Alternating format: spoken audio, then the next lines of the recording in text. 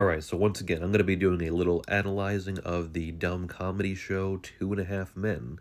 If that's something that you think you're not gonna like, that's gonna make you feel the need to leave an angry comment, please just scroll past instead. Okay, so is Dr. Herb Melnick the best character on Two and a Half Men? I think so. Let's take a look and see why that is.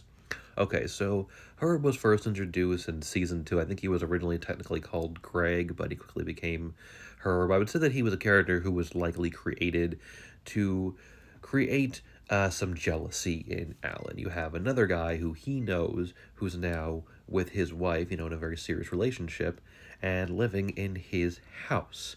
And the thing about Herb is I think that he is originally created to be kind of the anti-Alan. He's somebody who's better looking, more confident, successful, makes more money, and, most importantly, he's a real doctor, while Alan is just a chiropractor. Alan likes to call himself a doctor, but he's not really one. The interesting thing is, it doesn't really take too long for them to start being friendly with each other, and I think that's one of the things that I like about Herb, is that his whole character exists, particularly with his relationship with Alan, exists as part of this sort of trope of you have the old husband and the new eventual husband who become friends. And I think what I like about this is it's the kind of thing that's not expected to see.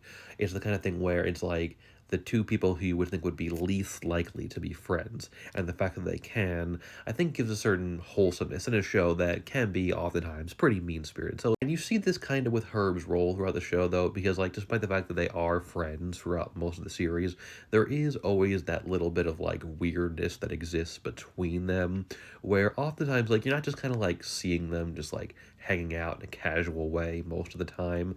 There often always has to be a reason why Herb is on the show, and there often either is he's there with Judith, or after him and Judith eventually split up, there often has to be some kind of inciting incident that brings them together. For instance, in Herb's final appearance in the show, Alan hurts his back and he goes to see Herb, despite the fact that Herb is a pediatrician, a child doctor. So that could seem kind of forced, but it's what gets them hanging out again.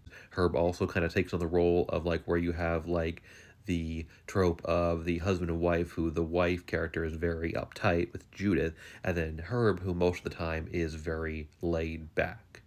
You see early on, like I said, he is meant to be kind of the anti-Alan, but the more time he spends married to Judith and being in a relationship with Judith, it's kind of like he becomes more like Alan, kind of someone who is kind of more miserable in that sort of way, and just kind of doesn't really care anymore. And that's funny as well. The first, many seasons of the show that Herb is around, he is Judith's husband, but what I do like about him is I think that, particularly because I think the people on the show recognized how funny Ryan Stiles is, they wanted to use Herb a lot. So even though he is only in 30 episodes throughout the show, he does have a very prominent role in most of those episodes. Episodes that he appears in, the episodes are kind of about him. He appears several scenes throughout the episodes, and it's given a lot of funny stuff to. And what I like is that it gets to the point where he doesn't just feel like he's a character who's just an accessory to Judith, or even an accessory to Alan or whatever. He is written to be his own individual person, his own individual kind of character who has these more dimensions and interesting personality traits. So I think that's what makes him such an enjoyable, memorable character. I think, like most of the characters in the show, Herb is a character that does get ruined a bit in the later seasons. We see him go from a character who is generally a pretty good guy to doing some, pretty bad behavior, like cheating on Judith later in the series with his receptionist, which is an abuse of power right there as well as the creepy behavior that he shows towards Alan's girlfriend, Lindsay, a lot of the time. But, I think he is still, for the most part, still able to be a bright spot of the show, even in some of those later seasons, which aren't as good. It felt like something that was a pretty totally different show at one point. So I think that's what works so well about him, is that no matter what, he's always very funny, enjoyable, and the actor is just having a really good time playing the character.